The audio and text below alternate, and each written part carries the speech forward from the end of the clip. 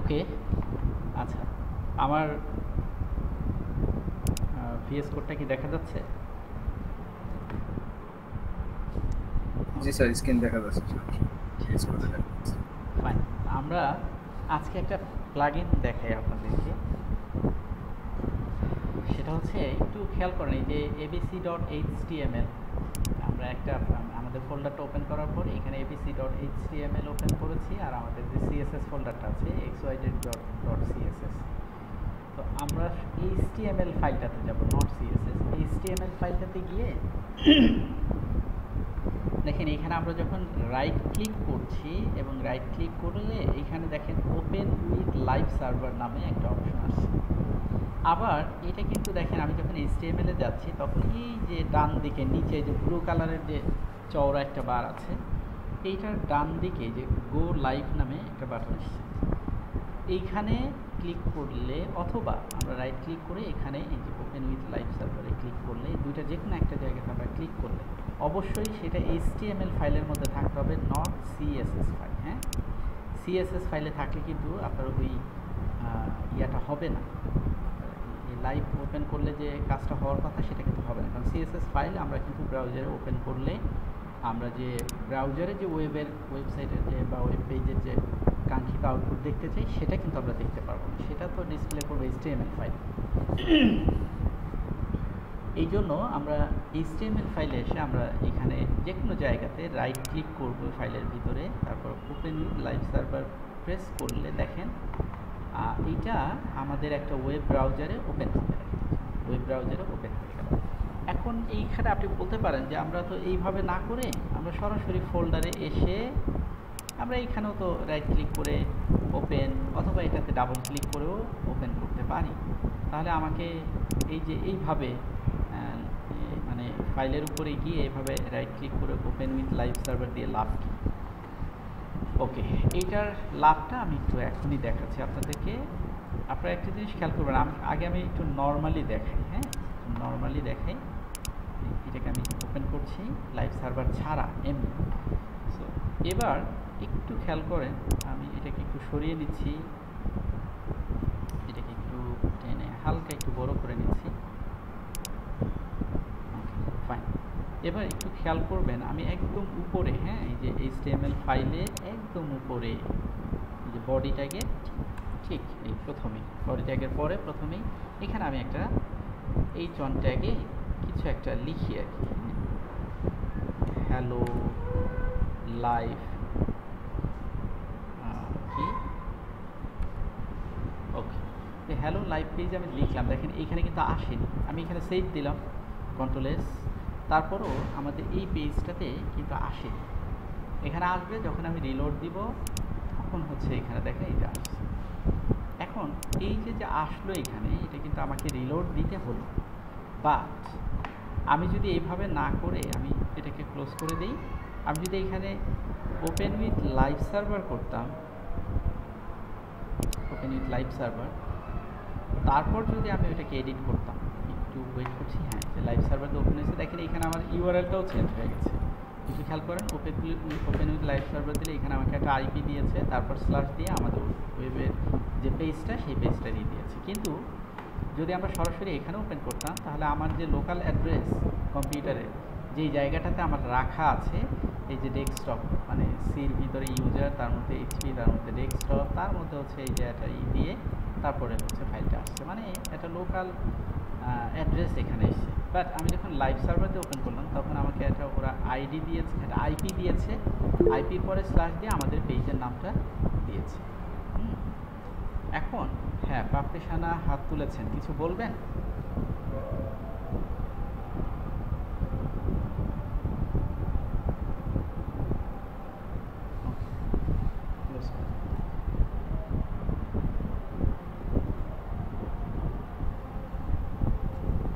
ঠিক আছে, দেখেন এইখানে প্রথমে আমাকে একটা আইপি অ্যাড্রেস দিয়েছে, তারপর স্ল্যাশ দিয়ে আমাকে আমাদের পেজের নামটা দিয়েছে এবং ওপেন হয়ে গেছে। এর ফলে কি ঘটনা ঘটছে এটা একটু দেখেন।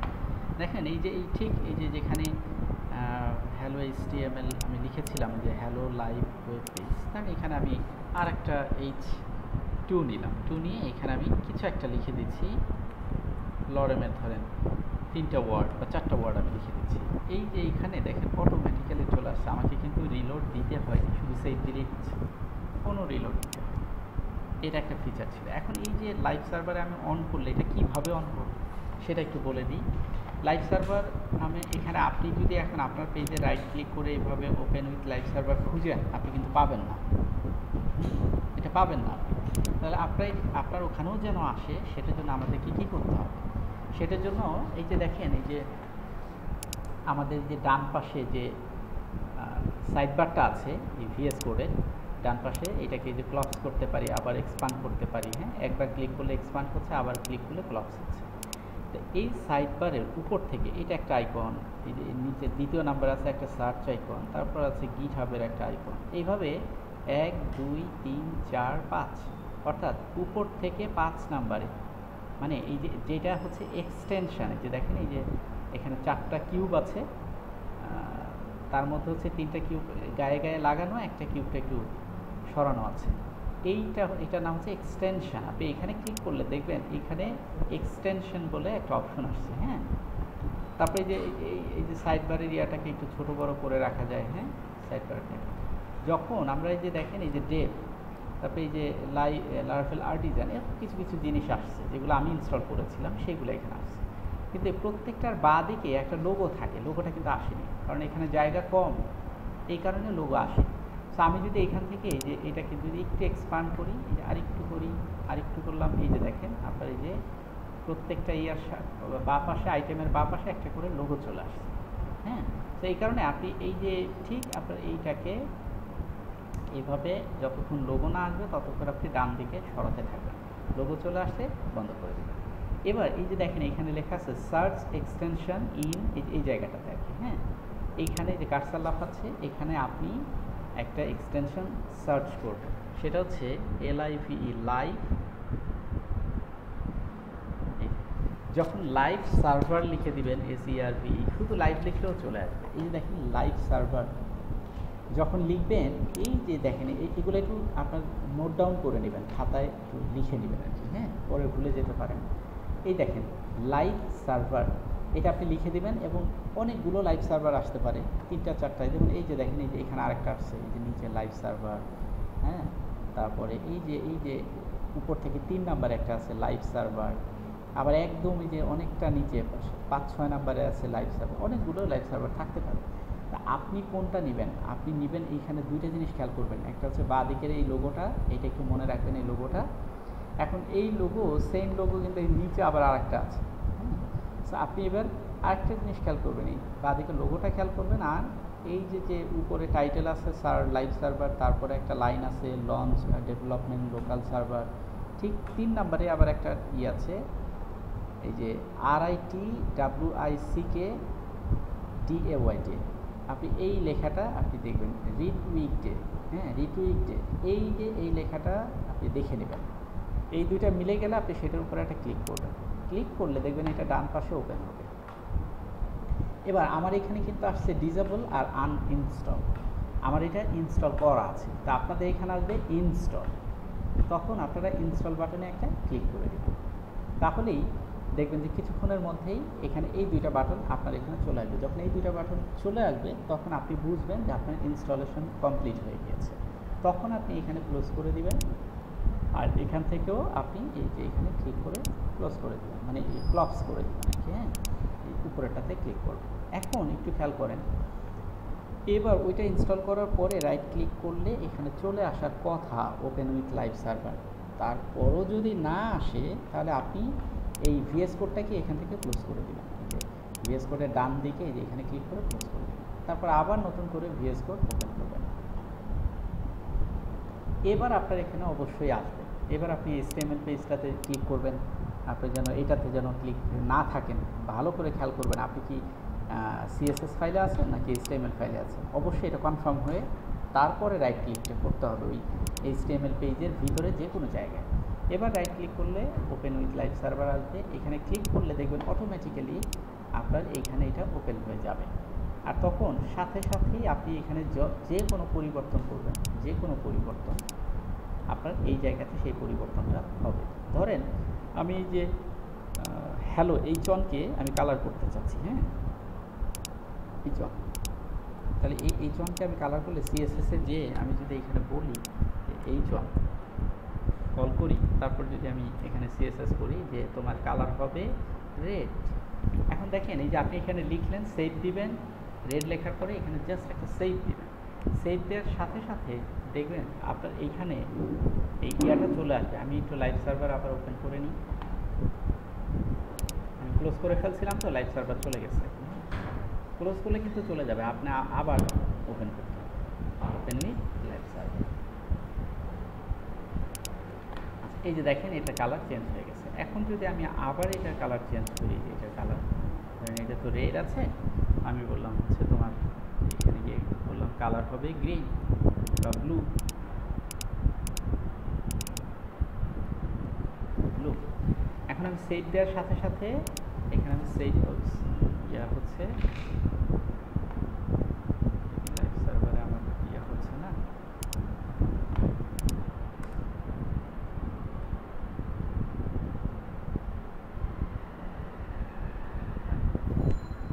CSS-এ এটা হচ্ছে HTML এর, সরি এটাতে HTML এর মধ্যে HTML-এ কিছু লিখলে আপনার ই হবে, কিন্তু CSS-এ লিখলেও কিন্তু হয়।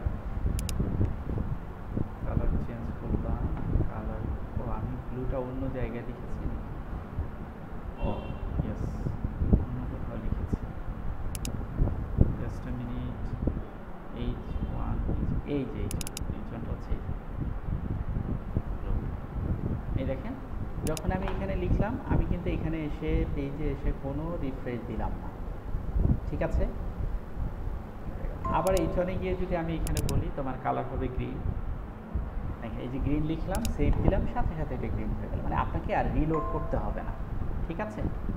তাহলে দুইটা জিনিস, একটা জিনিস আমরা শিখলাম, সেটা হচ্ছে আমি আবার সামান্য একটু রিপিট করছি। আমরা এখানে এই যে এক্সটেনশনে যাব, এইখানে আমরা লাইভ সার্ভার লিখে দিব। লাইভ সার্ভার লেখার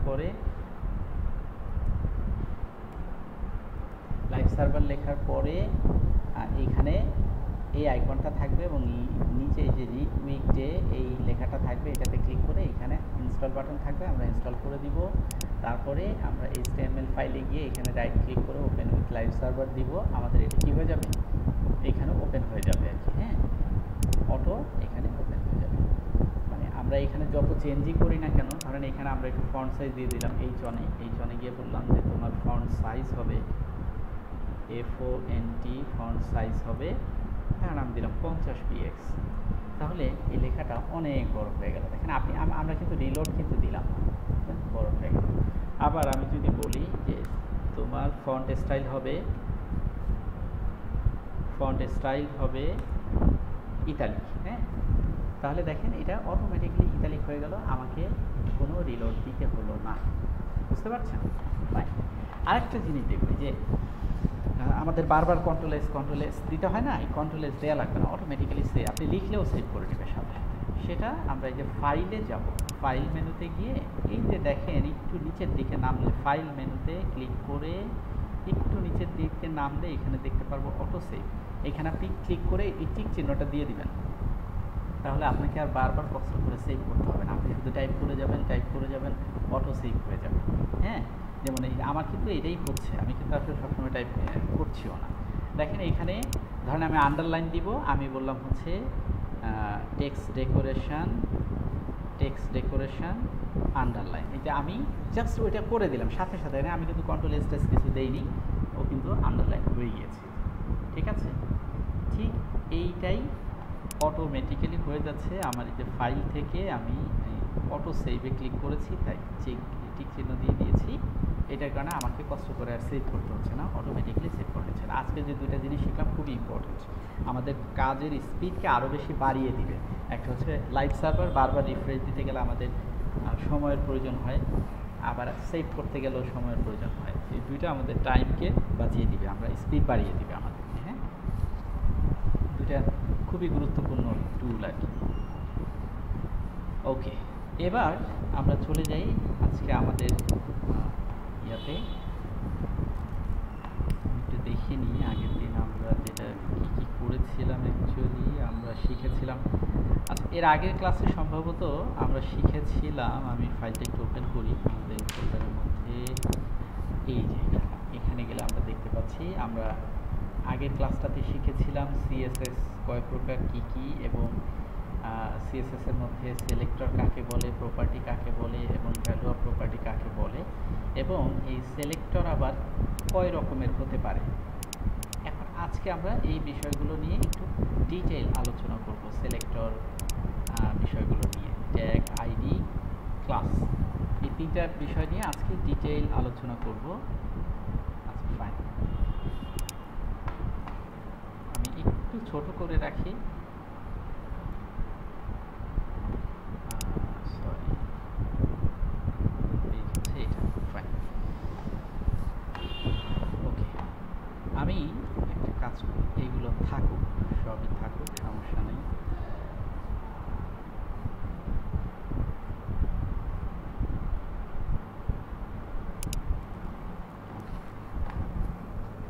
আমরা এখানে আইডি ব্যবহার করা শিখেছিলাম, ক্লাস ব্যবহার করা শিখেছিলাম, এবং এই আইডি এবং ক্লাসের মধ্যে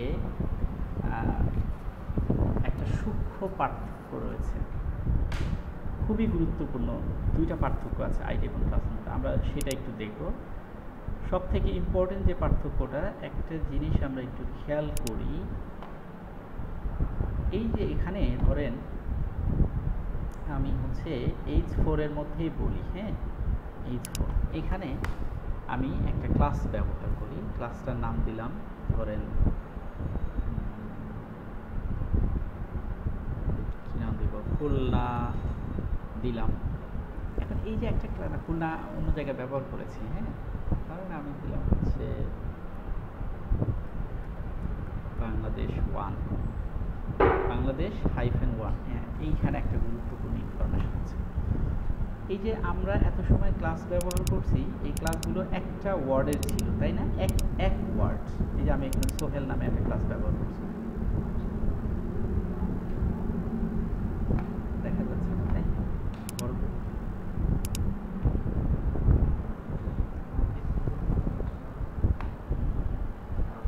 হ্যাঁ ওটা আমি ইচ্ছা করে লিখছি, সমস্যা নেই। আচ্ছা এখানে একটু খেয়াল করেন, এই যে এখানে লিখলাম সোহেল, ঠিক আছে।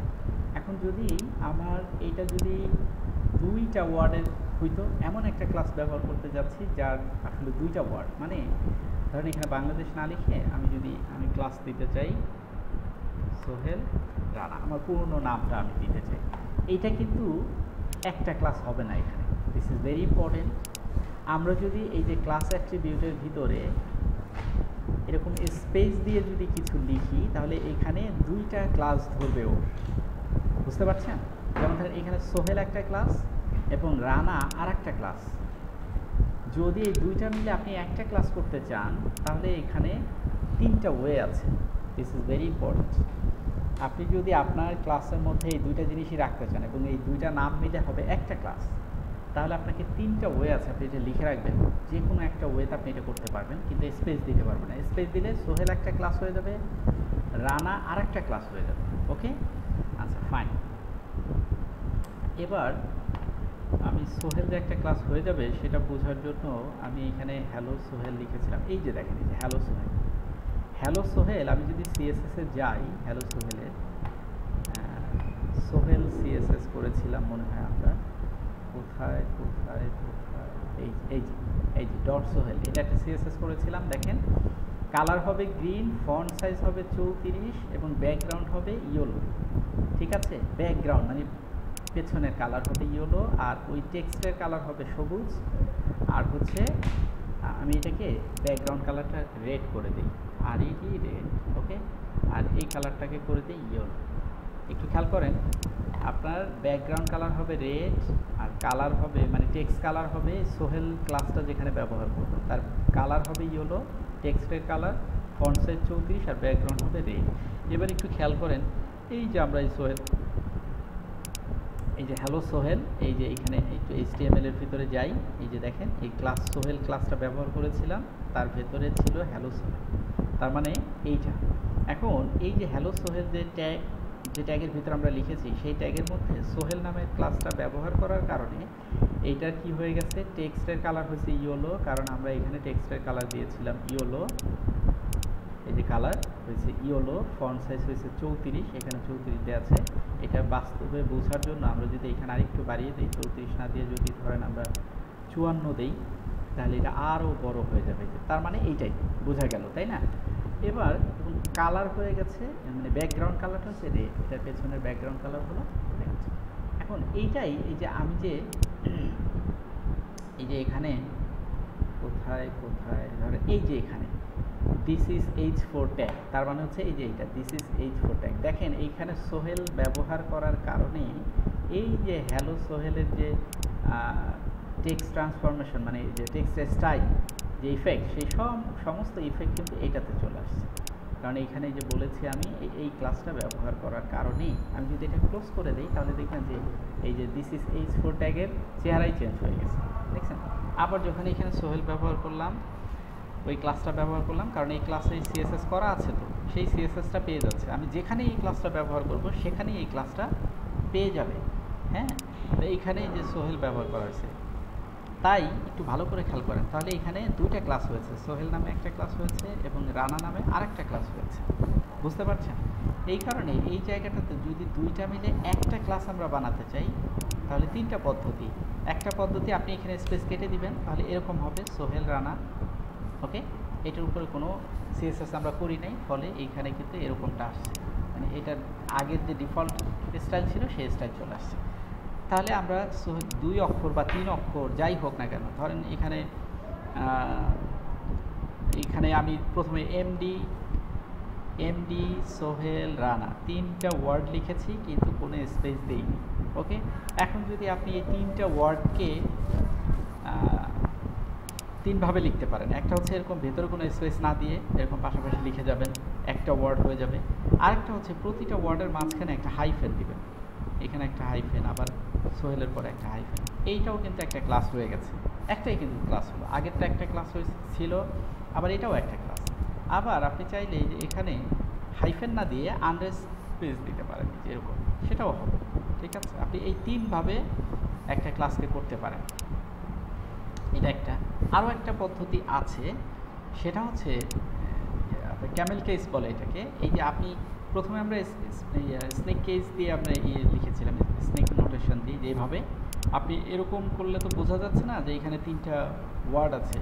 আপনি এই যে প্রতিটা ওয়ার্ডের প্রথম অক্ষরটা বড় করে দিতে পারেন, স্ট্যান্ডার্ড, এটাও স্ট্যান্ডার্ড। হ্যাঁ, এই যে এমডি সোহেল রানা, তবে প্রথমটা বড় করা স্ট্যান্ডার্ড না। এই যে এমটা বড় করা যাবে না, মানে প্রথম ওয়ার্ডের প্রথম লেটারটা বড় করা যাবে না। দ্বিতীয় ওয়ার্ড থেকে আপনার 5টা ওয়ার্ড থাকলে দ্বিতীয় ওয়ার্ড থেকে সবগুলো ওয়ার্ডের প্রথম অক্ষরটাকে আপনি বড় করবেন। এটাকে বলে ক্যামেল নোটেশন, মানে এই যে উটের মতো মাঝখানে উঁচু আর কি। হ্যাঁ, উটের মতো মাঝখানে উঁচু। সো এইটা একটা পদ্ধতি। আমি এইগুলা একটু অন্যভাবে এখানে লিখে যাই, আপনি কয়ভাবে এই ক্লাসটা লিখতে পারেন। এইটা একটা পদ্ধতি। হ্যাঁ, ঠিক এই সবগুলা ছোট হাতের হবে, এটা একটা পদ্ধতি। ঠিক এটার এখানে আরেকটা লিখি, এইখানে একটা হাইফেন, এখানে একটা হাইফেন, এটা একটা পদ্ধতি। আবার এখানে আরেকটা দিই, এইখানে একটা আন্ডারস্কোর, এইখানে একটা আন্ডারস্কোর। এই যে এতগুলো পদ্ধতিতে আপনি ক্লাসের নাম লিখতে পারেন। বিষয়টা কি ক্লিয়ার? আর যদি একটা ওয়ার্ডের হয় তখন তার এইগুলা লাগবে না, তখন আপনি জাস্ট ওয়ার্ডটা লিখলেই হলো। হ্যাঁ, তবে আমরা কোনো HTML এর ভিতরে কোনো ট্যাগের নাম, ক্লাসের নাম, এগুলা কিন্তু বড় হাতের দিব না, ক্যাপিটাল লেটার দিব না। যেমন আপনি একটা ওয়ার্ড তো আমরা দিয়েছিলাম এই যে এইটা, এখন এরকম একটা ওয়ার্ডেরই যদি ক্লাস বা আইডি হয়, তাহলে আপনি কখনোই এরকম লিখবেন না, খবরদার। প্রথম ওয়ার্ডটা এই যে বড় হাতে করবেন না। হ্যাঁ, যদি এরকম হয় যে দ্বিতীয় ওয়ার্ড, 2 ওয়ার্ডের হইলে আপনি দ্বিতীয় ওয়ার্ডের প্রথম অক্ষরটা বড় হাতে করতে পারেন। ঠিক আছে, এই যে আমি যেটা বললাম এগুলো সব, এই যে এইটা বাদে এগুলো সব হচ্ছে স্ট্যান্ডার্ড ক্লাস লেখার জন্য। ঠিক আছে, ইন্ডাস্ট্রি স্ট্যান্ডার্ড। আপনি যে কোনো একটা পদ্ধতিতে ক্লাস এইভাবে লিখতে পারেন। আচ্ছা, ফাইন। এখন এইভাবে আপনি আইডিও লিখতে পারেন। সাধারণত আইডিটা হচ্ছে এই যে এইভাবে লেখা হয়, এই যে ক্যামেল কেস এক নাম্বারে যেটা আছে সব জায়গায় এইভাবে আইডিটা এভাবে লেখা হয়। এক নাম্বার যে পদ্ধতিটা আছে এই পদ্ধতিতে আইডি লেখা হয়, ঠিক আছে। আর এই বাকি সবগুলো পদ্ধতিতে আপনি ক্লাস লিখতে পারেন, তবে আইডিটা হচ্ছে আপনি এভাবে লেখার চেষ্টা করবেন। এটা ইন্ডাস্ট্রি স্ট্যান্ডার্ড, তবে নিচের যে কোনোভাবে লিখলেও আইডি হয়ে যাবে। ওকে, তাহলে আপনি আইডিও এভাবে লিখতে পারেন, ক্লাসও এভাবে লিখতে পারেন। এই যে যতগুলো পদ্ধতি এখানে দেখানো আছে যে কোনো একটা পদ্ধতিতে লিখলেই হবে। আমি মুছে দিলাম। এবার আমি এখানে যাই, দেখেন এই যে সোহেল এমডি সোহেল রানা হলো। এবার যদি এটাকে কপি করে আমরা যদি এখানে আসি, এমডি সোহেল রানা কোথায় লিখলাম, দিস ইজ H4 ট্যাগ, যেই ট্যাগের ভিতরে লেখা সেইখানে আমি এই ক্লাসটা ব্যবহার করেছি। এবার যদি আমি এখানে গিয়ে ডট এটা লিখে আমি যদি বলি যে তোমার কালার হবে হচ্ছে হোয়াইট, ওকে, যখনই কালার হোয়াইট দিলাম দেখেন এই যে this is H4 tag, colour white হয়ে গেল। ওকে, আবার আমি যদি এখানে বলি তোমার এর ব্যাকগ্রাউন্ড কিন্তু ব্ল্যাক আছে, কিন্তু আমি যদি বলি যে না তোমার ব্যাকগ্রাউন্ড হবে গ্রিন, ওকে, তাহলে দেখেন এটার ব্যাকগ্রাউন্ড গ্রিন হয়ে গেল। ওকে, দিস ইজ ফ্যান্টাস্টিক। আমরা তাহলে শিখলাম যে ক্লাস কিভাবে লিখতে হয়, এবং সিএসএস এর যদি কোনো ক্লাসকে এভাবে কল করি তাহলে এই ক্লাসটার নামের আগে একটা ডট দিতে হয়। এই ডটটা দিলে ওই সিএসএস বুঝতে পারে যে এটা একটা ক্লাস। এই ডট না দিলে কিন্তু সিএসএস বুঝতে পারবে না যে এটা একটা ক্লাস, ও কিছুই খুঁজে পাবে না আর কি, বুঝতে পারছেন। যদি এইখানে আপনি এই যে ক্লাস নামের অ্যাট্রিবিউটের ভিতরে কিছু ব্যবহার করেন আর সেইটাকে সিলেক্টর হিসেবে সিএসএস এ কল করেন, তাহলে অবশ্যই একটা ডট দিয়ে তারপরে সেই নামটাকে আপনি এখানে লিখে দিবেন। এবার কার্লি ব্রাসেস দিয়ে তার মধ্যে সিএসএস প্রপার্টি এবং তার ভ্যালুগুলো লিখবেন, তাহলে সেটা এখানে পেয়ে যাবে। This is very important thing, কিন্তু খুবই খুবই গুরুত্বপূর্ণ। ওকে ফাইন, এবার আমরা আইডিটা দেখি। তাহলে একটা জিনিস খেয়াল করলাম যে এইখানে ধরেন এইখানে আমি একটা ক্লাসই লিখলাম, সেটা হচ্ছে সোহেল এমডি সোহেল রানা। এবার আমি কিন্তু আরও অনেকগুলো ক্লাস লিখতে পারি। ধরেন এখানে আরেকটা ক্লাস লিখলাম, সেটার নাম হচ্ছে আমি দিলাম হচ্ছে এটার নাম ধরেন রুবেল লিখলাম। ওকে, এখন এইটাকেও আপনি এইখানে রুবেল ক্লাসটাকে কল করতে পারেন। ফাইন, এখানে আপনি লিখে দিতে পারেন, মানে এই যে যেহেতু একই ক্লাস মানে একই ট্যাগের ভিতরে এই দুইটা ক্লাস আছে, তাই এই কমন কোনো সিএসএস এটার ভিতরে লিখবেন না। যেহেতু একই ক্লাস, এই ক্লাসটাও এবং এই দুইটা ক্লাসই একটা ট্যাগের ভিতরেই ব্যবহার করেছেন, তাই একই জিনিস যদি আপনি এটার মধ্যেও লিখেন তাহলে কোনো পার্থক্যই পাবেন না, শুধু আপনি এক্সট্রা দুইটা লাইন হলো আপনার সিএসএস এর ফাইলটা ভারী হলো, এরকম না। ডিফারেন্ট কিছু যেটা এটার ভিতর দেওয়া যাবে না সেটা এটার ভিতর আমরা দিব। এবং আমরা সামনে সিএসএস যখন করব তখন এই যে একাধিক ক্লাস নেওয়ার প্রয়োজনীয়তা আমরা বুঝতে পারবো, ঠিক আছে। আপাতত এটা থাকুক। ধরেন এটাকে আপনি ফন্ট সাইজ করবেন, একটু বাড়াবেন, তখন এখানে আপনি ফন্ট সাইজ দিলাম ধরেন 30 px, ওকে, 30 px দিলাম, ফন্ট সাইজ বেড়ে গেল একটু। আমরা বললাম হচ্ছে font style, font hyphen style আমরা দিলাম ইতালিক, সরি ফন্ট সাইজ চলে আসে, ওকে, ফন্ট সাইজ আমরা দিলাম হচ্ছে ফন্ট স্টাইল আমরা দিলাম ইতালিক ITA। এই যে দেখেন ইতালিক হয়ে গেল, তার মানে এই ক্লাসটার জন্য হচ্ছে কালার হয়েছে হোয়াইট এবং ব্যাকগ্রাউন্ড হচ্ছে গ্রিন, আর এই রুবেল ক্লাসটার জন্য ফন্ট সাইজ হয়েছে 30 এবং ফন্ট স্টাইল হয়ে গেছে ইতালিক। তার মানে এখানে দেখেন আমি দুইটা ক্লাস করে দুইটা আলাদা আলাদা স্টাইলে আমি করতে পেরেছি। ঠিক এইভাবে আপনি আরও ক্লাস নিতে পারেন, এটা একটা ক্লাস, এটা একটা ক্লাস। আপনি স্পেস দিয়ে দিয়ে যা লিখবেন প্রতিটা স্পেসের পরেও এটা আর একটা ক্লাস হিসাবে গণ্য হবে। আমি কি বুঝাতে পারলাম? তবে একই নামের ক্লাস দেওয়া যাবে না।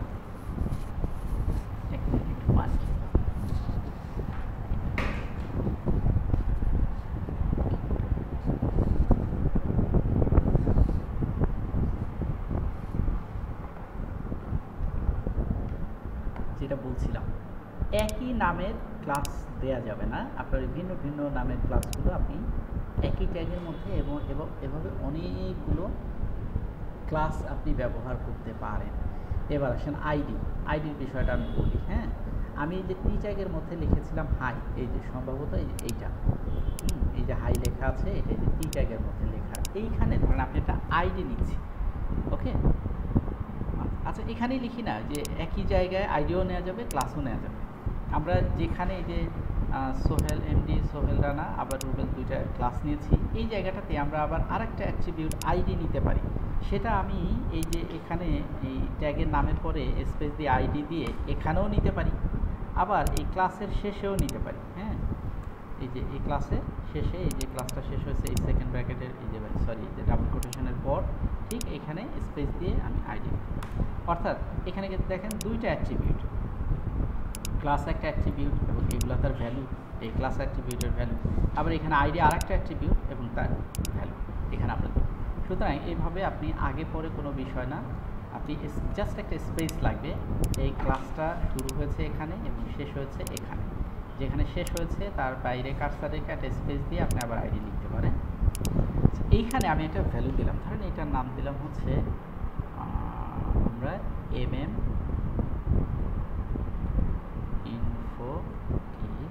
ইনফোটেক দিলাম, ওকে। এই নামে সম্ভবত আমরা কোনো আইডি নেই।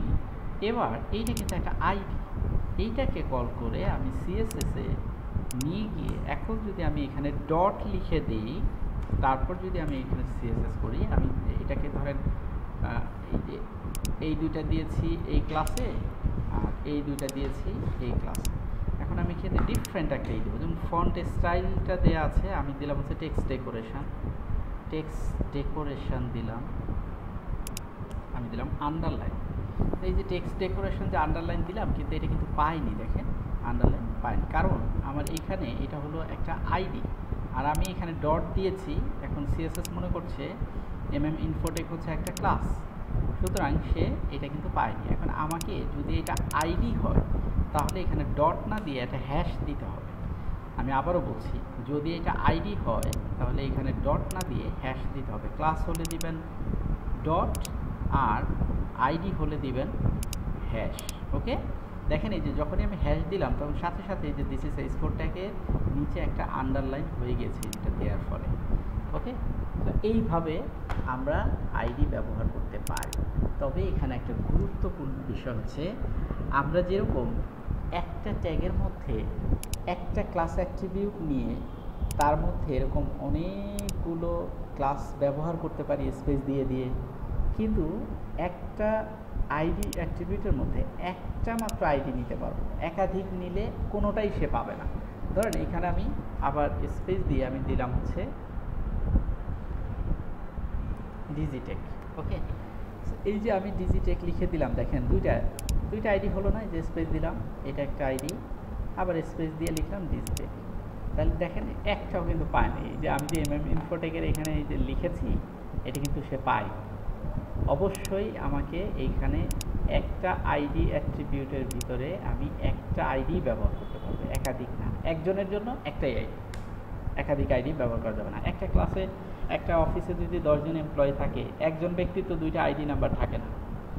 একটা ক্লাসে 10 জন স্টুডেন্ট থাকলে roll number, registration number, ID number এগুলো কিন্তু একজনের 2টা-3টা করে থাকে না, আইডি একটাই হবে। এই কারণে এখানে আপনি যখন একটা লিখবেন আইডির ভিতরে তখনই এটা কাজ করবে, একাধিক লিখলে কাজ করবে না। সুতরাং আপনি যে কোনো সময় ক্লাস নিয়েও কাজ করতে পারেন, আইডি নিয়েও কাজ করতে পারেন, এবং আপনি দেখলেন যে এই দুইটার কাজ কিন্তু একই। আমি আইডি কল করেও তাকে এইখানে ফন্ট ইফেক্ট দিতে পারি, আবার ক্লাস কল করেও দিতে পারি। তবে এখানে পার্থক্যটা হচ্ছে, আমি আইডি দিলে, এই ক্লাস দিলে আমি একাধিক ক্লাস নিতে পারি একটা অ্যাট্রিবিউটের ভিতরেই, কিন্তু আইডি নিলে আমি একটার বেশি আইডি নিতে পারবো না। এই ক্ষেত্রে আমরা ওয়েবসাইটে দেখবেন বিভিন্ন সেকশন থাকে, তাই না? বিভিন্ন রকমের সেকশন থাকে। আমি একটু দেখাই, এটাকে একটু বড় করে। এখানে হচ্ছে এটা আমার একটা পোর্টফোলিও সাইট। সো এইখানে যদি আমরা যাই দেখবেন এই যে ন্যাপবারটা একটা সেকশন, তারপরে এটাকে বলে হিরো সেকশন, এটা একটা সেকশন, তারপরে এই যে অ্যাবাউট মি একটা সেকশন, লার্ন অ্যাবাউট মি, এটা একটা সেকশন, এই যে অ্যাবাউট মি আছে। তার নিচে যদি যান, এই যে আর একটা সেকশন চলে আসছে, এই যে সার্ভিস নামে একটা সেকশন, এই যে what I offer my clients. হ্যাঁ, তারপরে এখানে আরেকটা সেকশন আসছে, এটা নাম হচ্ছে এক্সপেরিয়েন্স সেকশন। এখানে আমি কী কাজ আমি করেছি, এক্সপেরিয়েন্স, আমার ওয়ার্কিং এক্সপেরিয়েন্স কী। তার নিচে গেলে এখানে দেখেন, এইখানে আমার স্কিল আসছে, স্কিল নামে একটা সেকশন। তার নিচে গেলে এইখানে মাই পোর্টফোলিও নামে একটা সেকশন আছে, এটা আর একটা সেকশন। হ্যাঁ, ওকে। এই যে এরপর নিচে যদি আমরা যাই, তাহলে এইখানে দেখেন এই যে আর একটা সেকশন চলে আসছে, যে আমার ক্লায়েন্ট আমাকে কী বলেছে সেই সেকশনগুলো চলে আসছে। তার নিচে গেলে এটা আর একটা সেকশন, টিম মেম্বার। তার নিচে যদি যাই, এখানে দেখেন এই যে একটা ফুটার চলে আসছে। এইটা অনেক এক একটা সেকশন, এটা ঠিক আছে, অনেকগুলো সেকশন নিয়ে এই ওয়েবসাইটটা তৈরি হয়েছে। ঠিক একইভাবে আপনি যখন একটা ওয়েবসাইটে এই সেকশনগুলো দিতে হয়, তখন ওই সেকশনটা, প্রতিটা সেকশানে আপনি একটা আইডি দিয়ে রাখবেন, যাতে করে ওই সেকশনটাকে আপনি আলাদা করে কল করতে পারেন। সেকশনটা আপনাকে ডিফার করে আর কি, এই আইডিগুলো থাকলে আপনি প্রতিটা সেকশানের নামের সাথে মিল রেখে একটা আইডি কল করবেন, যাতে ওই আইডি ধরে কল করলে ওই সেকশনটাকে আপনি ধরতে পারেন, ঠিক আছে। এবং এইটার আর একটা ইম্পর্টেন্সই হচ্ছে, ধরেন এই যে লাস্টে আমি কি দিয়েছি, একদম শেষের দিকে হ্যালো বাংলাদেশ, তাই না, হ্যালো বাংলাদেশ আমি দিয়েছি। এখন এই হ্যালো বাংলাদেশে গিয়ে আমি একটু যাই নিচের দিকে, হ্যালো বাংলাদেশ কোথায় করেছি আমি, এই যে হ্যালো বাংলাদেশ, এটাই মনে হয় নাকি আরও নিচে আছে, এই যে হ্যালো বাংলাদেশ, অনেকগুলো হ্যালো হ্যালো বাংলাদেশ আছে। আমি যদি আমার পেজ আবার একটু যাই, এই যে ধরেন এইটাই, হ্যাঁ, হ্যালো বাংলাদেশ। এখন যদি আমি এইখানে একটা আইডি কল করি, আইডি, এবং এখানে ধরেন কিছু একটা লিখে দিলাম, খুলনা 123, ওকে, খুলনা _ 123, একটা আইডি দিলাম, অথবা শুধু এই খুলনা 123 এভাবে দিতে পারেন। এখন এইটাকে আমি ধরেন কোনো একটা জায়গায় কল করবো, একদম উপরে, ঠিক আছে। তাহলে একদম উপরে চলে যাই, এই জায়গাটাতে একটা, এই যে বডির ভিতরে এখানে এসে একটা এ ট্যাগ নেই, লিঙ্ক করার জন্য এ ট্যাগ লাগে। এই এ ট্যাগটা নিয়ে আমি এখানে লিখে দিলাম go to hello Bangladesh, okay. Just এটা আপনি যে কোনো টেক্সট এখানে লিখে দিতে পারেন। এবার এইখানে যে এইচটিএফের ভিতরে আমি ওইখানে যে লিখেছিলাম খুলনা 123, ওই আইডিটা লিখে দিব। তবে আমি বলছিলাম এই আইডি যদি কোথাও ব্যবহার করতে চান, এই যে আইডির ভিতরে আমরা এটা লিখে দিয়েছি, তাই এই যে খুলনা 123 এটা একটা আইডি। এই আইডিটা যদি অন্য কোথাও আমরা ব্যবহার করতে চাই, যেমন এই যে সিএসএস, তখন আমরা কি করেছিলাম, হ্যাশ দিয়ে তারপর দিয়েছিলাম। ঠিক একইভাবে এই আইডিটাকে যদি আমরা এই যে এখানেও ব্যবহার করতে চাই, এই যে এই স্ট্র্যাফের ভিতরে এটা এখানেও আমাকে হ্যাশ দিয়েই ব্যবহার করতে হবে। তাই যে হ্যাশ দিয়ে তারপর ওই আইডিটা লিখে দিলাম। এবার আমি যদি আমার পেজে যাই, একদম প্রথমে গো টু বাংলাদেশ, এখানে এখন ক্লিক করার সাথে সাথে দেখবেন আমাকে এই যে হ্যালো বাংলাদেশে এখানে নিয়ে গিয়েছে। আমি আবার উপরে গেলাম, আবার এখানে ক্লিক করি, হ্যালো বাংলাদেশে নিয়ে আসছি।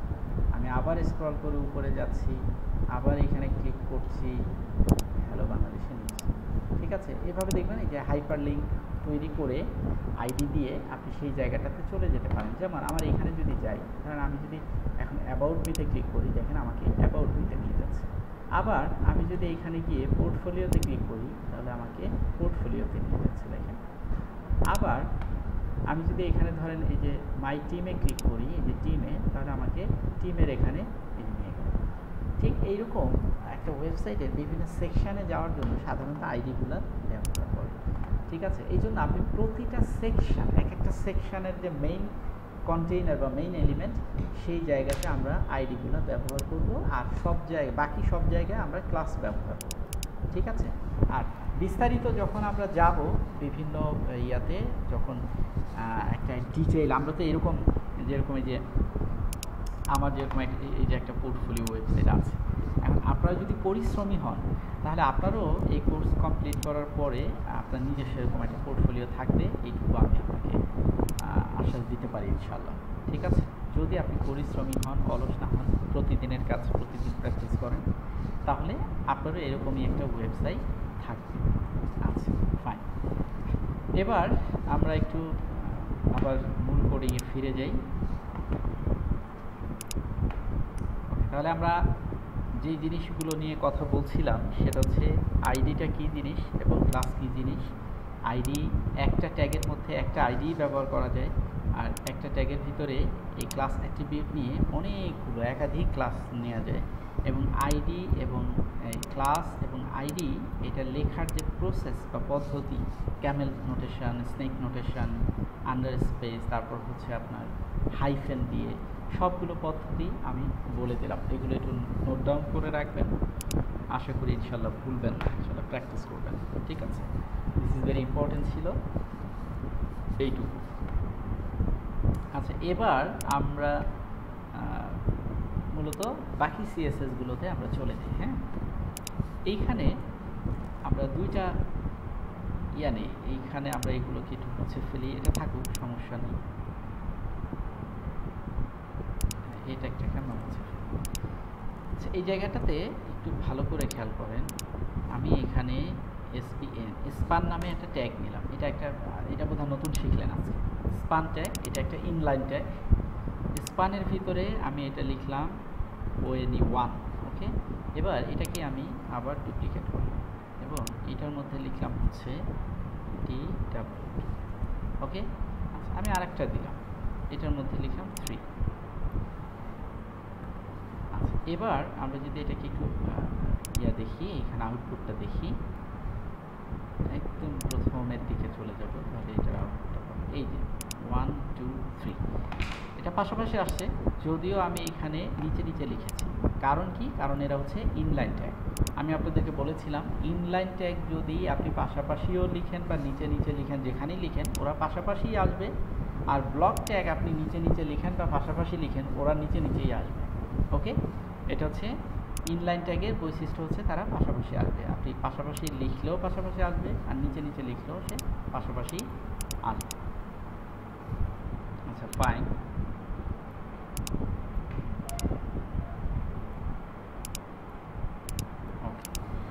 আচ্ছা, এবার আমি মূলত যে জিনিসটা দেখাতে চাচ্ছি, স্পান ট্যাগটাকে আমরা কপি করে আমরা এখানে নিয়ে যাই। এই জায়গাতে স্পান, যেহেতু এটা ট্যাগ, তাই এটার আগে কোনো স্পেস, কোনো ডটও দিতে হবে না, হ্যাশও দিতে হবে না, কারণ এটা আইডিও না, ক্লাসও না, এটা একটা ট্যাগ।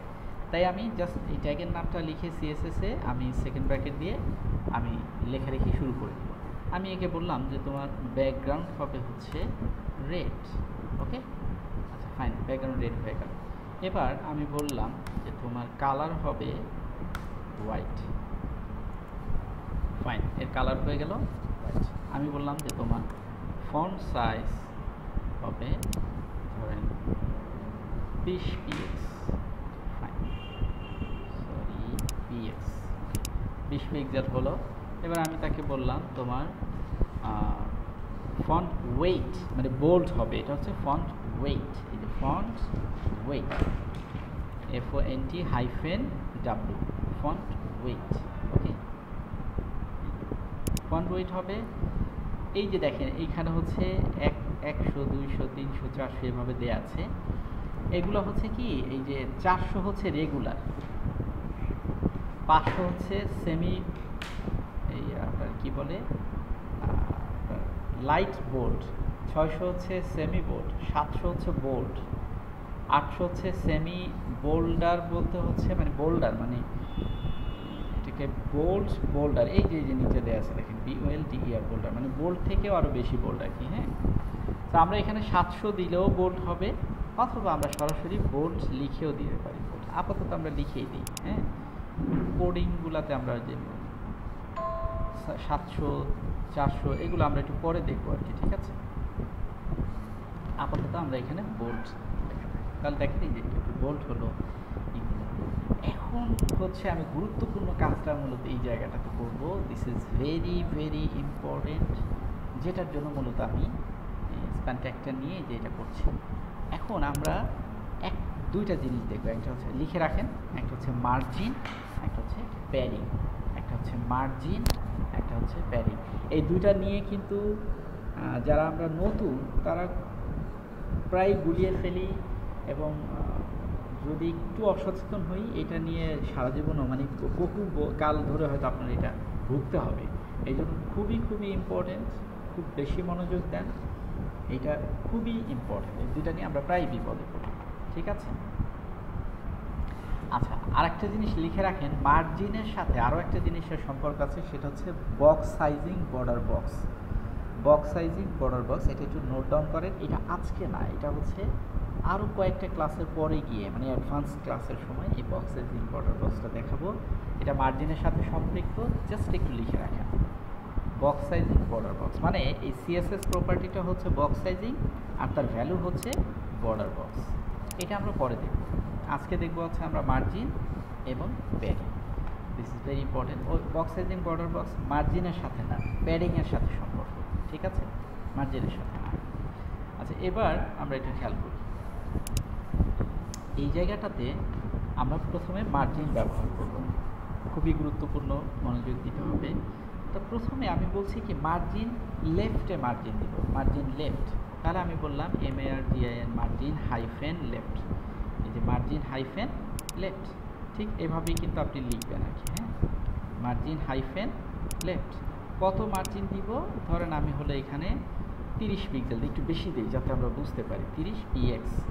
তাহলে দেখেন এই যে প্রত্যেকটার বাঁ দিকে কিন্তু মার্জিন হয়েছে। এখন আমাদের মনে হচ্ছে যে প্রতিটার ভিতরেও মার্জিন হয়েছে, আসলে কিন্তু ভেতরে হয়নি, এই প্রতিটা ইয়ার বাঁ দিকে হয়েছে, তো এই কারণে এটা হয়ে গেছে আর কি। হ্যাঁ,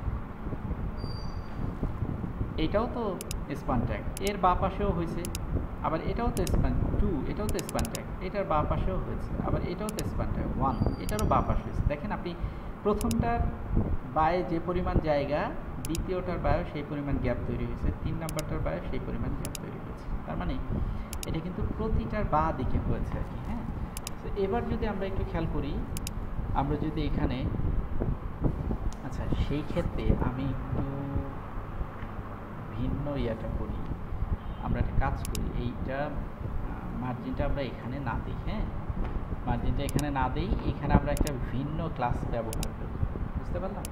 ভিন্ন ক্লাস, এই মাঝখানেটাতে একটা ক্লাস ব্যবহার করি, তাহলে আমরা এটা ভালো বুঝবো আর কি। হ্যাঁ, এইখানে একটা ক্লাস ব্যবহার করি, ওই 2 নামেই একটা ক্লাস নেই, CLS ক্লাস TW, এই 2 নামেই এই ক্লাসটা ব্যবহার করি। আচ্ছা, এইখানে গিয়ে আমি যদি বলি যে এই 2 ক্লাসের মধ্যে আমি যদি এবার দেখেন, এবার মার্জিন দিলে শুধু মাঝখানেরটাই পাবে আর কি। হ্যাঁ, এবার যদি আমি দেই মার্জিন লেফট 30 px, দেখেন এখন শুধু মাঝখানেরটা লেফটে 30 px হবে, এই মাঝখানেরটা। এবার কিন্তু আমরা ক্লিয়ার রাখবো, ঠিক আছে? যে হ্যাঁ, এই যে 2 যেটা লেখা সেইটারই মার্জিনটা পেয়েছে লেফটে, বাকিগুলো কোনোটাতে পাইনি। এবার আমরা ক্লিয়ার রাখি। এখন এই যে আমি লেফটে মার্জিন দিলাম, হ্যাঁ লেফটে মার্জিন দিলাম, বলে লেফটে পেল। এবার যদি আমি মার্জিন রাইটেও দিই, মার্জিন রাইট, এই যে মার্জিন রাইট করলাম, এখানেও ধরেন 30 px দিলাম, ঠিক আছে? বারবার এর হয়ে যাচ্ছে, এখানেও আমি 30 px দিলাম। দেখেন এবার কিন্তু লেফটও 30 পিক্সেল আছে, রাইটও 30 পিক্সেল আছে। এখন আপনি যদি মনে করেন যে না রাইটে আমি 15 পিক্সেল দিব, তাহলে এখানে আপনি 15 লিখে দেন, তাহলে দুই রকম হলে আমরা বুঝতে পারবো। দেখেন লেফটে যে পরিমাণ স্পেস হয়েছে মার্জিন, ডান দিকে কিন্তু প্রায় তার অর্ধেক, প্রায় না পুরোপুরি অর্ধেকই। সো এই যে আমরা ডানে এবং বামে আলাদা আলাদা মার্জিনও করতে পারি, ঠিক আছে? আবার আমরা আপাতত একটু সেম মার্জিনই দিই, এই যে ফাইন মার্জিন দিলাম। এবার আমরা যদি আচ্ছা একটু ভিন্ন ভিন্নই দিই, তাহলে এখানে দিলাম হচ্ছে 15। হ্যাঁ, এবার আমরা মার্জিন টপ দিব, মার্জিন টপ এইখানে ধরেন আমরা মার্জিন দিলাম হচ্ছে 60 px। ওকে, তাহলে দেখেন টপে মার্জিন টপ 60 px। এইখানে একটা সমস্যা আছে, এইখানে একটা সমস্যা আছে। দেখেন আমি যখন লেফটে মার্জিন দিলাম তখন কিন্তু সে পেয়ে গেল, আমি যখন রাইটে মার্জিন দিলাম তখন সে পেয়ে গেল, কিন্তু আমি যখন মার্জিন টপ দিলাম 60, দেখেন যে টপে কিন্তু আগে যে জায়গা ছিল এটার উপরে এখনও সেই জায়গায় আছে।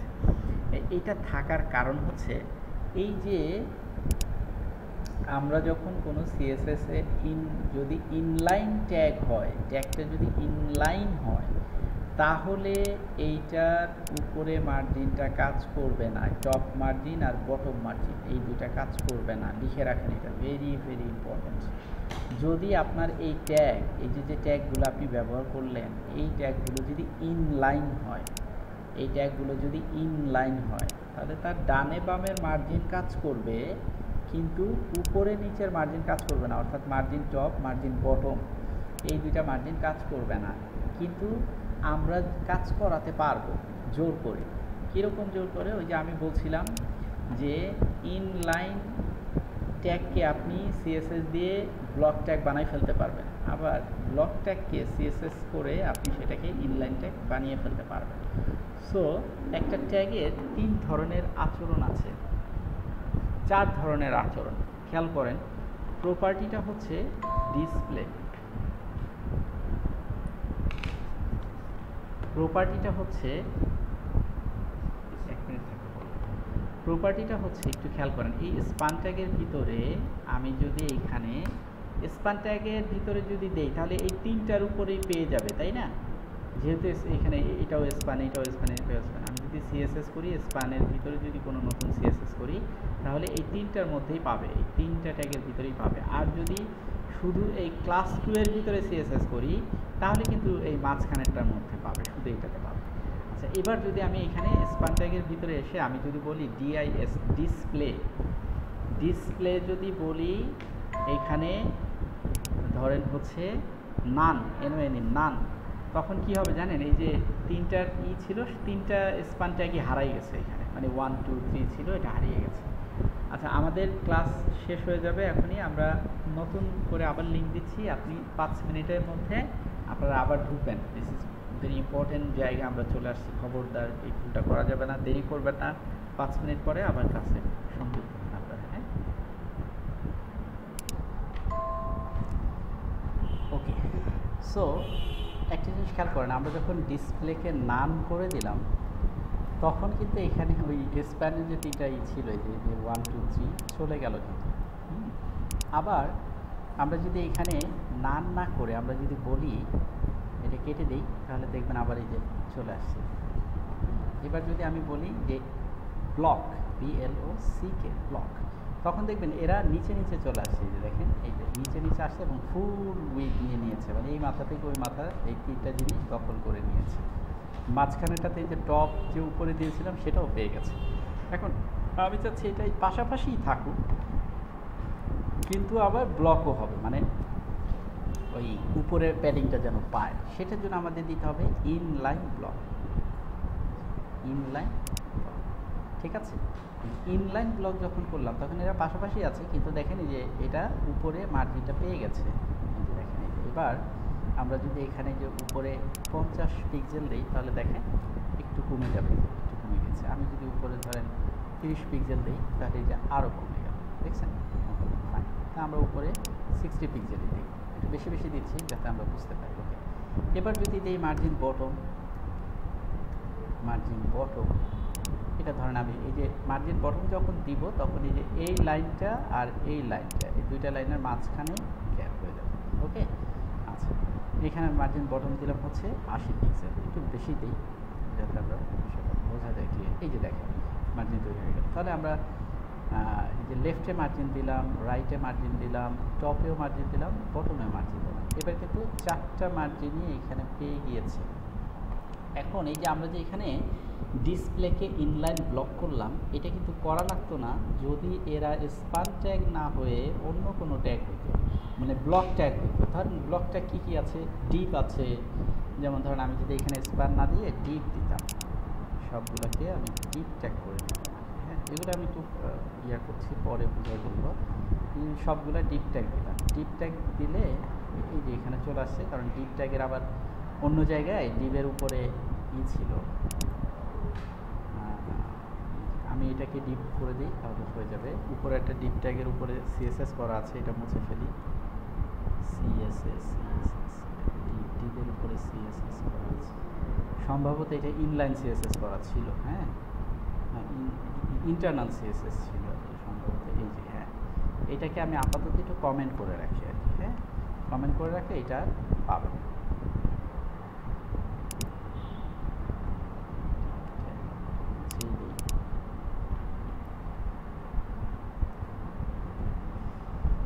আবার এখানে যে পেয়ে গেল এই জিবির উপরে আরও কোথাও সিএসএস করা আছে, আর কোথাও সিএসএস নাই। এবার হচ্ছে এই যে এই জায়গাটাতে আমরা এই যে স্পানকে যদি আমরা এখানে ডিভ লিখে দিই তাহলেই ওইটা পেয়ে যাবে। হ্যাঁ, স্পানকে ডিভ লিখে দিলে পেয়ে গেল। এখন দেখেন এই যে এটাকে যদি আমরা ইনলাইন না করতাম তাহলে এরকম অটোমেটিক্যালি সেরকম নিচে নিচে আসতো, ফুল উইথ জুড়ে দিত আর কি। হ্যাঁ, তো আমি এটাকে আবার ফিরাই নিচ্ছি, এটা স্পানই থাকুক আর এখানেও এটা ডিগ্রিয়াটা থাকুক। আমি জাস্ট বোঝানোর জন্য আপনাদেরকে এই অঙ্কটুকু করলাম আর কি। হ্যাঁ, এবং এইখানে আরেকটা চেঞ্জ করছিলাম স্পান, ঠিক আছে। আচ্ছা, এখন একটু খেয়াল করেন যে এইখানে যে আমরা যেহেতু এটা স্পানটা ইনলাইন ট্যাগ, তাই এটাকে আমরা ইনলাইন ব্লক করে দিলাম যাতে এই উপরে নিচে প্যাডিংটা মার্জিনটা পায়। এটাকে যদি শুধু ইনলাইন থাকে বাই ডিফল্ট কিন্তু এটা ছিল, আপনি এটা না লিখলেও এটা থাকবে আর লিখলেও এটা থাকবে। ইনলাইন ট্যাগ হইলে ডিসপ্লে ইনলাইনার লেখার দরকার নেই, কিন্তু যদি কোনো ইনলাইন ট্যাগকে আমরা ইনলাইন ব্লক করতে চাই তখনই এটা লিখবো আমরা, নাহলে ডিসপ্লে প্রপার্টিটা আমরা ব্যবহারই করব না। ওকে, এখন এটা উপরেও প্যাডিং পেলো, নিচেও সরি মার্জিন উপরেও পেলো নিচেও পেলো, তাহলে আমরা এই যে মার্জিনটা বুঝলাম, তাই না? এখন একটু খেয়াল করেন যে এই যে মার্জিনটা আমরা কি করলাম, মার্জিন লেফট করলাম, মার্জিন রাইট করলাম, মার্জিন বটম করলাম, টপ করলাম, মার্জিন বটম করলাম, এইগুলো আমরা এইভাবে না লিখে আমরা একবারেও লিখতে পারতাম। সেই ক্ষেত্রে মার্জিন লেফট লিখতে হবে না, মার্জিন রাইট লিখতে হবে না, মার্জিন টপ লিখতে হবে না, মার্জিন বটম লিখতে হবে না। আমরা এটা কিন্তু মনে রাখি 30, আমরা একটা কাজ করি উপরে দিই 15 যাতে মনে থাকে আর কি। হ্যাঁ, উপরে 15 দিলাম, এইখানে দিলাম, তাহলে কত দিলাম 15, 30, 60, 80। আচ্ছা, এইসব মুছে ফেলে আমি শুধু মার্জিনটা রাখবো এখানে। হ্যাঁ, শুধু মার্জিন। ওকে, এখন যদি শুধু মার্জিন দিয়ে আমরা এই ট্যাগটা দেই, এই শুধু মার্জিন সিএসএস প্রপার্টিটা ব্যবহার করি, এইটা দিয়েও কিন্তু এই চারপাশে মার্জিন দেওয়া যাবে। এটা ঘড়ির কাঁটার মতো ঘুরে উপর থেকে। প্রথমে যেটা দিব সেটা হচ্ছে যদি আমি একটা ভ্যালু দিই এখানে, ধরেন 30 px বা 15 px দিলাম, 15 px যদি আমি একটা ভ্যালু দেই ও চারপাশে 15 নিয়ে নেবে। দেখেন লেফটে 15 নিল, রাইটে 15 নিল, টপেও 15 নিল, এই বটমেও 15 নিল। এখন যদি আমি এখানে স্পেস দিয়ে আরেকটা ভ্যালু দিই 30 px, এখন এই প্রথমটা হচ্ছে উপরে নিচে নিবে আর দ্বিতীয়টা হচ্ছে ডানে বামে নিবে। দেখেন উপরে নিচে কিন্তু মাত্র 15 px পেয়েছে। আমি যদি এটাকে একটু বাড়িয়ে দিই, প্রথমটা ধরেন আমি 80 দিলাম, 80, তাহলে দেখেন উপরে নিচে সে 80 নিয়ে নিয়েছে, উপরেও 80 নিচেও 80। আমি আবার 15টা নিয়ে গেলাম। এখন এইটা দিয়ে কিন্তু উপরে নিচে বোঝাচ্ছে, আর এই 30 পিক্সেল দিয়ে হচ্ছে ডানে বামে। যদি আমি এখানে 30-এর জায়গায় ধরেন আমি 50 করে দিই, তাহলে দেখেন এই যে ডানে বামের মার্জিনটা বেড়ে গেছে। হ্যাঁ, তার মানে বোঝা গেল যে এটা হচ্ছে উপরে নিচে। আমি আবার এটাকে 30 করে দিলাম। এখন যদি এখানে আমি আরেকটা ভ্যালু দিই, ধরেন এখানে আমি দিলাম 60 px। ওকে, এখন দেখেন এইটা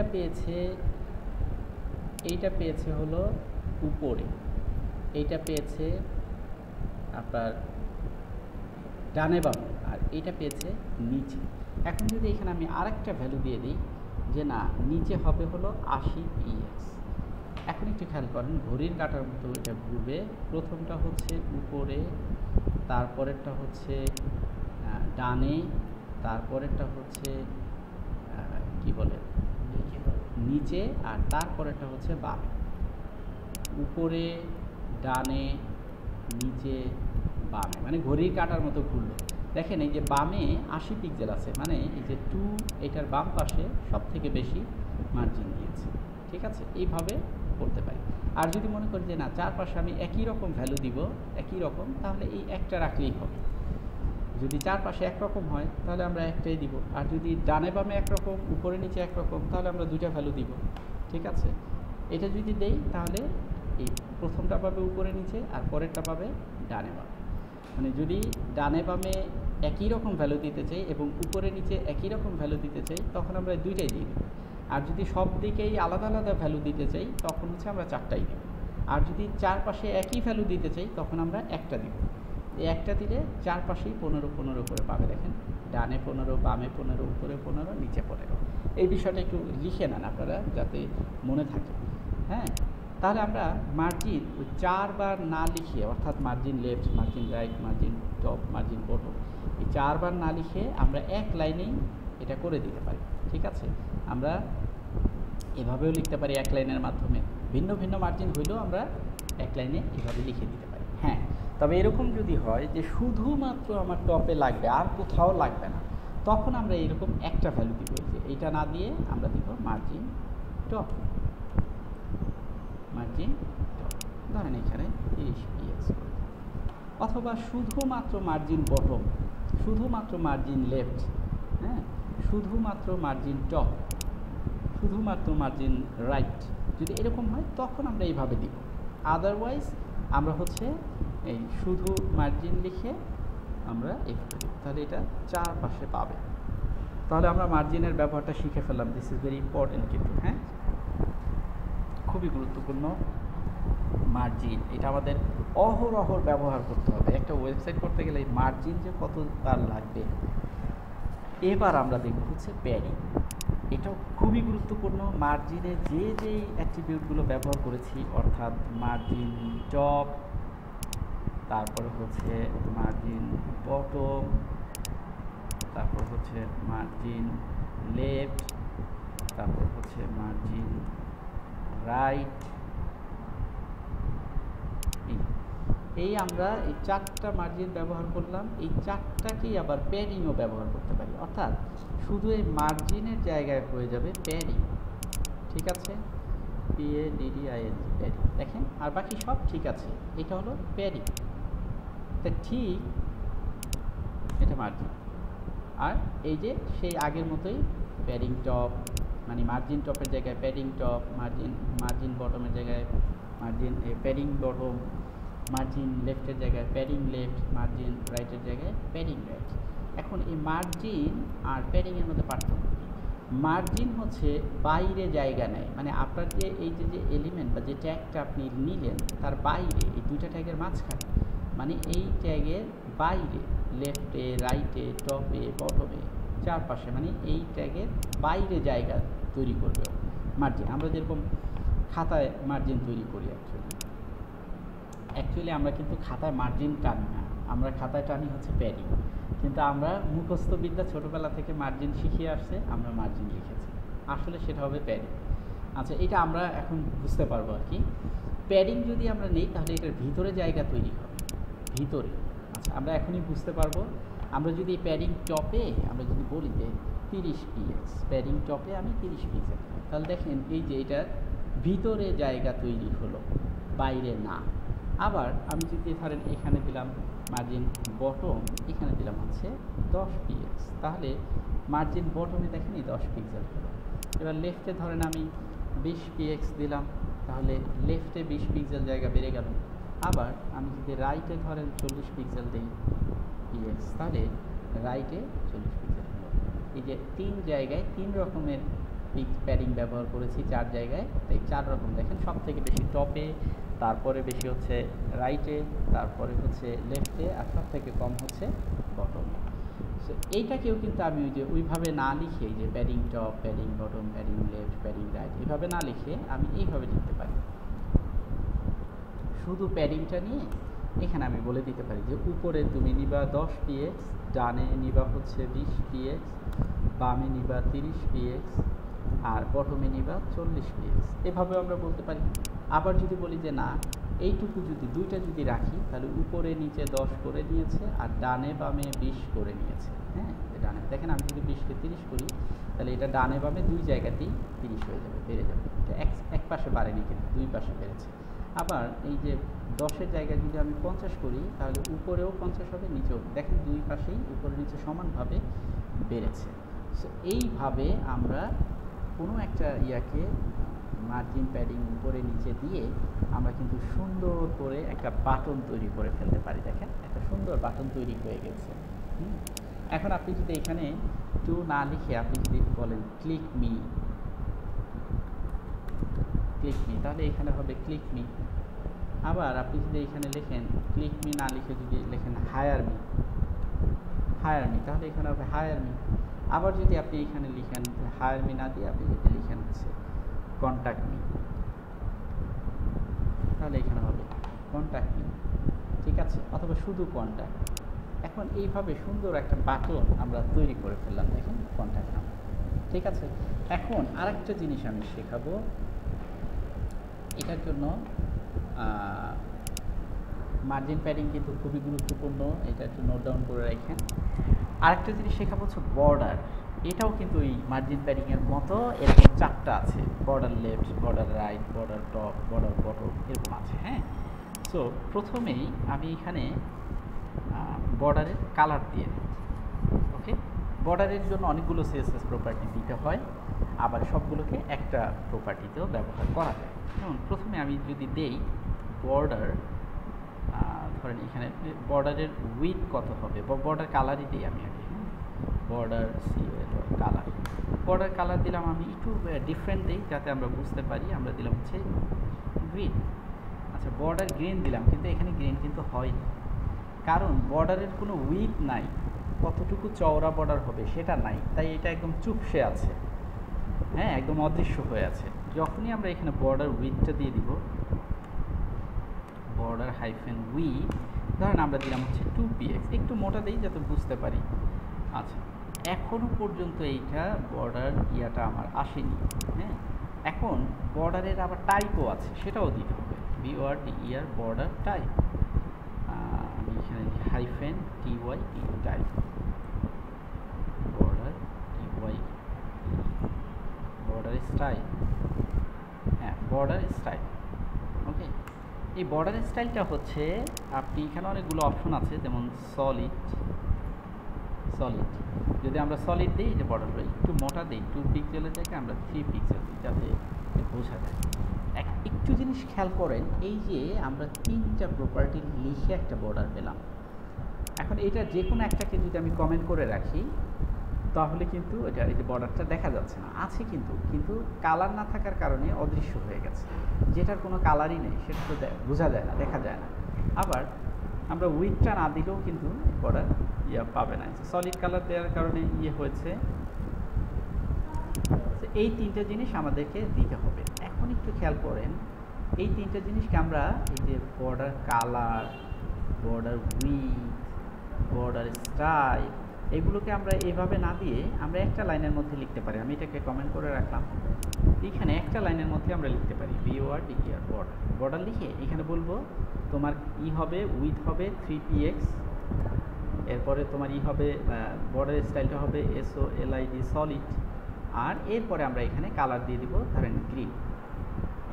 তাহলে দেখেন ওই একটা বর্ডার সিএসএস প্রপার্টি লিখেছি এবং তার ভ্যালু দিয়েছে 3টা, এই 3 পিক্সেল একটা স্পেস দিয়ে আরেকটা ভ্যালু দিয়েছে, এটা হবে সলিড, স্পেস দিয়ে আরেকটা ভ্যালু দিয়েছি কালারের নাম, তখন কিন্তু বর্ডারটা পেয়ে গেল। মানে আমরা এই 3 লাইন না লিখে এই এক লাইনও লিখতে পারি, বুঝতে পারলাম?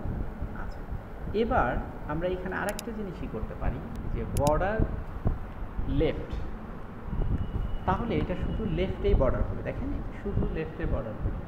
ওকে, আচ্ছা, আবার যদি বলি যে না বর্ডার রাইট হবে, এই লেফটের জায়গায় যদি বলি বর্ডার রাইট, আচ্ছা আমরা বর্ডার রাইটের জন্য আরেকটা দিই, এইখানে আমি দিলাম হচ্ছে বর্ডার রাইট, এইখানে আমি গ্রিন না দিয়ে আমি দিলাম ব্লু, তাহলে রাইটের বর্ডারটা হয়ে গেল ব্লু। আমি আরেকটু বাড়াই দিই, 3-এর জায়গায় আমরা এটাকে 6 করে দিই, একটু মোটা হলে দেখতে ভালো বোঝা যাবে, ঠিক আছে? আচ্ছা, এবার আমি আবার আরেকটা দিলাম, সেটা হচ্ছে বর্ডার টপ। বর্ডার টপে আমি দিলাম হচ্ছে ধরেন অরেঞ্জ,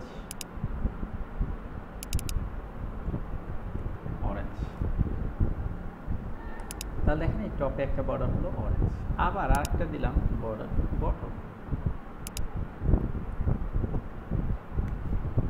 এটাকে আমি দিলাম হচ্ছে একটু ডিফারেন্ট কালার, আমরা কি দিতে পারি, ইয়েলো দিয়ে দিই, হ্যাঁ ইয়েলো। এখন দেখেন এই যে 4 পাশে আমরা 4টা আলাদা আলাদা কালারে আমরা বর্ডার ব্যবহার করেছি। এখন এখন এইটা ওই যে 4 রকম 4 জায়গায় ব্যবহার না করে আমরা যদি শুধু বর্ডার ব্যবহার করতাম তাহলে একবারেই 4 জায়গায় হয়ে যেত, তখন ভিন্ন ভিন্ন কালার ব্যবহার করা যেত না, তখন হচ্ছে সব জায়গায় গ্রিন হয়ে যেত। আমি যদি লেফট না দিয়ে শুধু বর্ডার দিলাম, দেখেন ওকে। আমরা আবার এখানে 3px করে দিই, তাহলে এইভাবে আমরা একটা বর্ডার ব্যবহার করতে পারি। আমি একটু জুম করি যাতে আমরা ভালো দেখতে পারি। ফাইন, এবার তাহলে আমরা দেখলাম border right, border top, border bottom, border left, এটা আলাদা আলাদা না করে আমরা একটা দিয়েও করতে পারি। আচ্ছা, আমি লিখেছিলাম তো এটা লিখেই রাখি, এটাকে আমরা কমেন্ট করে রাখি। এবার নিচে আসি, এখানে আমি বলি একটা আর কি, হ্যাঁ, এখানে দিলাম হচ্ছে 3px সলিড। এখন এই যে 3 পিক্সেল মোটা হয়েছে, সলিড হয়েছে, গ্রিন হয়েছে। সলিড মানে কি? সলিড মানে কোনো গ্যাপ থাকবে না, একদম সোজা লাইন থাকবে, ভেতরে কোনো গ্যাপ থাকবে না। আর যদি আমরা এখানে সলিড না দিয়ে দিতাম ড্যাশ, DASHED, ড্যাশড, ড্যাশড, তখন দেখেন এখানে ড্যাশ ড্যাশ ড্যাশ ড্যাশ এসছে, দেখছেন? আমি আরেকটু জুম ইন করি তাহলে আরও ভালো বোঝা যাবে। দেখেন এখন এখানে যে ড্যাশ ড্যাশ করে আসছে, তার মানে এবার কিন্তু আর এটা সলিড নেই, ওকে, ড্যাশ ড্যাশ আসছে। আচ্ছা, এবার আমি আরেকটা আছে, সেটা হচ্ছে ডটেড, ডটেড, DOTTED, ডটেড দিলে ডট ডট আসবে, গোল করে। এই 3 রকমের আমরা বর্ডারে স্টাইল ব্যবহার করতে পারি। এটা কিন্তু বর্ডার স্টাইল, এটা হচ্ছে বর্ডার উইথ, এটা হচ্ছে বর্ডার স্টাইল, আর এটা হচ্ছে বর্ডার কালার, ঠিক আছে? সো আমরা এখানে বেশিরভাগ ক্ষেত্রে বাটনের সলিডই দেয়, আর ইয়া থাকে না, ডটেড বা ড্যাশ খুব একটা ব্যবহার করে না, সলিডটাই রাখি, এবং এটা সাধারণত 1 বা 2px এরকম রাখি। যখন রিয়েল লাইফে আমরা বাটন তৈরি করি 1px বা 2px এরকম রাখি, ওকে।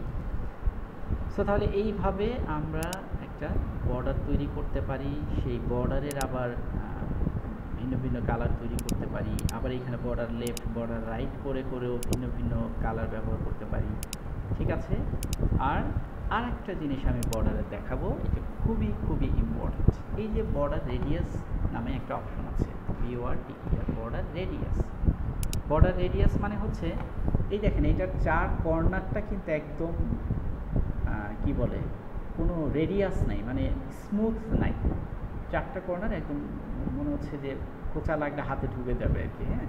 তো আমরা এখানে বর্ডার রেডিয়াস করে দিতে পারি, ধরেন 5px দিলাম, তাহলে এখানে রাউন্ডেড হয়ে যাবে, এই যে এই 4টা কর্নারই এই যে রাউন্ডেড হয়ে যাবে, হ্যাঁ। এইভাবে আমরা রাউন্ডেড করে দিতে পারি। যদি শুধু বর্ডার রেডিয়াস দিয়ে তারপর 5 পিক্সেল দিই বা 10 পিক্সেল দিলে আরও বেশি হয়ে যাবে, আরও বেশি করে রাউন্ডেড হবে, যে দেখছেন। আমি যদি 20 পিক্সেল দিই আরও বেশি করে রাউন্ডেড হবে, 30 পিক্সেল দিলে আরও বেশি করে রাউন্ডেড হবে, ঠিক আছে? কত সুন্দর, এই যে এরকম গোল আকারের বাটনও আপনি তৈরি করতে পারেন, ঠিক আছে? আচ্ছা, ফাইন, তাহলে আমরা 5 পিক্সেল বা 10 পিক্সেল দিই একটু বোঝার জন্য। আচ্ছা, বুঝলাম যে আমরা এই যে বর্ডার তৈরি করতে পারি। এখন এইটা আপনি যদি চান যে না আমি শুধু লেফটের মানে টপ লেফটের বর্ডারটা দিতে চাই, অর্থাৎ বাঁ দিকের উপরের বর্ডারটা রেডিয়াস করবো আর বাকিগুলো ঠিক থাকবে, তখন কিন্তু আপনি এরকম এক লাইনে লিখতে পারবেন না। আমি এটাকে কমেন্ট করে রাখি, এটা তাহলে আগের মতো হয়ে যাবে। এখন আমি এখানে যদি বলি BORDER, বর্ডার আপনার হচ্ছে রেডিয়াস, DIUS, বর্ডার রেডিয়াস আমি যদি দেই হচ্ছে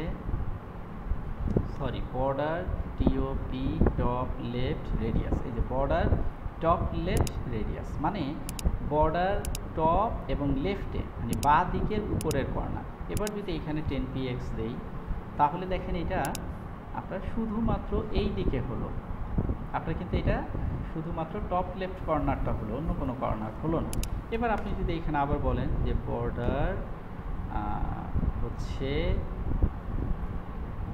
right bottom, border bottom right, border bottom right, এখানে যদি আমি 10px দিই এবার হচ্ছে বর্ডার বটম রাইট।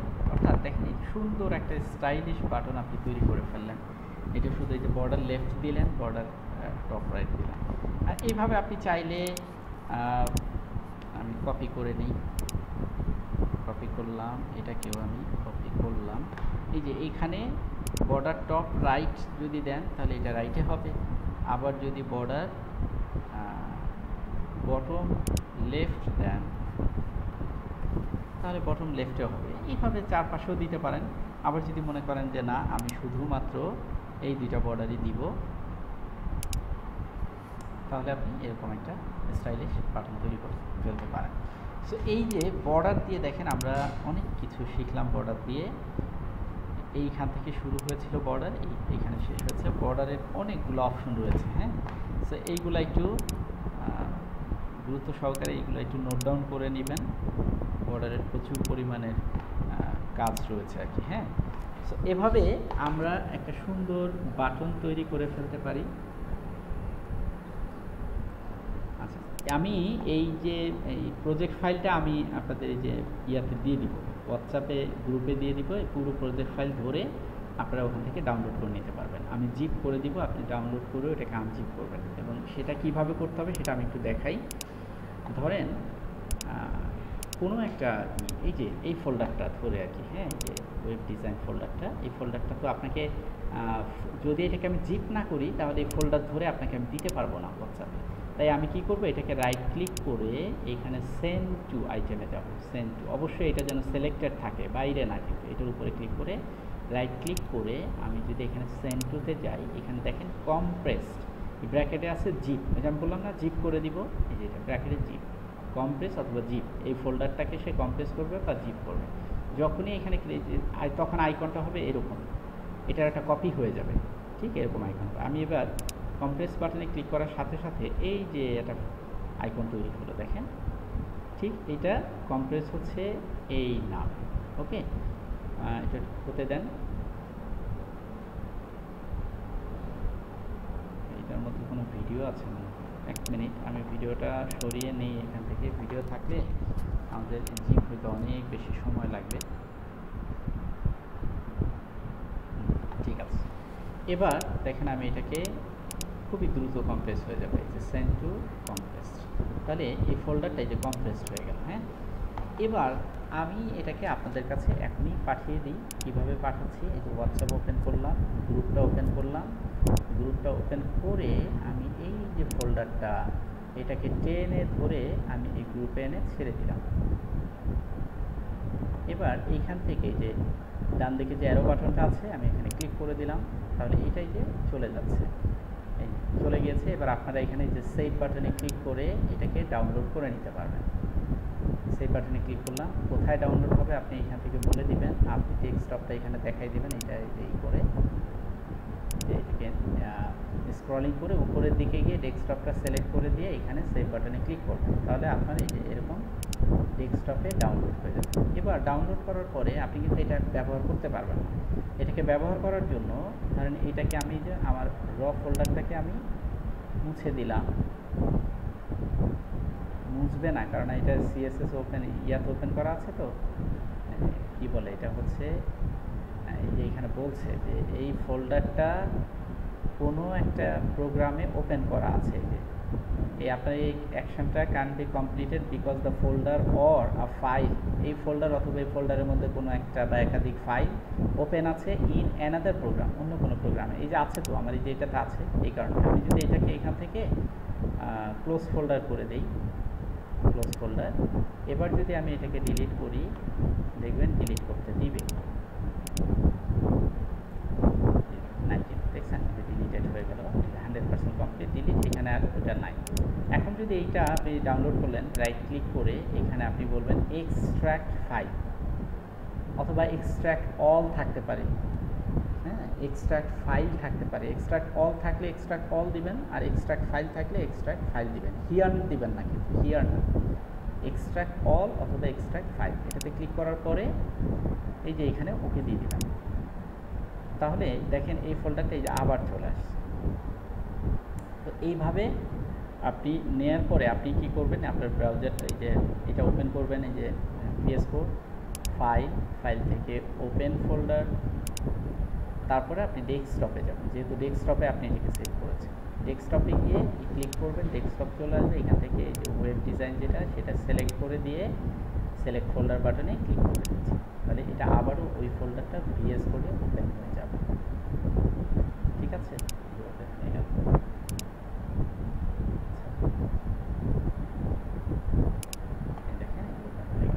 ঠিক এইভাবে আপনি এটাকে ওপেন করে নেবেন।